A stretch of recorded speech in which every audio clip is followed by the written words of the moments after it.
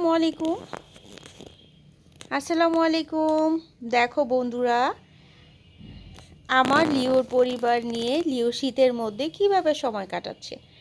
আসো আমরা ভিতরে দেখে আসি ওরা কি করে। সবাই দেখি ওদের সুড়ঙ্গের ভিতরে আমরা এখন ঢুকে গেলাম। এই তো লিওর 5টা বেবি। যেহেতু কোথায় লিও ঘুমাচ্ছে।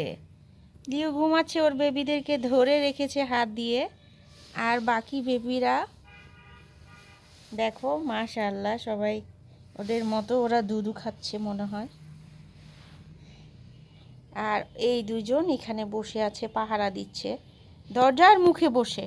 এই যে রিও, রিও, রিও, এটা আমাদের রিও।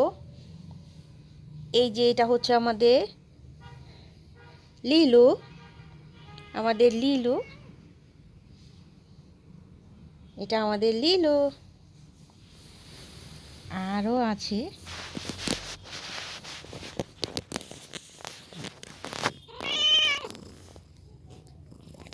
ওরা, দেখো ওরা খাচ্ছে।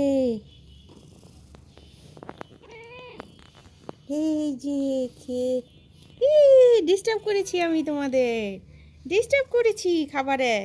হ্যাঁ দেখো বন্ধুরা, আবার আমাদের লিউ কি করে দেখি। এই যে লিউ, আল্লাহ, দেখছেন দেখছেন কি কাহিনী। হ্যাঁ, একজন কি করছে, ওদের ঘর থেকে বের হয়ে বাইরে চলে এসেছে, বাইরে। হ্যাঁ, শীতের মধ্যে বাইরে চলে আসছো কেন তুমি? বাইরে চলে আসছো কেন? ঘরে যাও, ঘরে যাও, ঘরে যাও, ঘরে যাও, ঘরে যাও, ঘরে টুকু টুকু টুকু টুকু টুকু টুকু, ঘরে যাও। এখন তোমাদের সবাইকে ঘরের মধ্যে রেখে সবাই একসাথে ওদের ঘরে বসে আছে। দেখো বন্ধুরা, এরকম ভাই বোন একসাথে অনেকগুলো থাকলে একটা মজাই হয়। কি সবাইকে আদর করে দিচ্ছে লিও।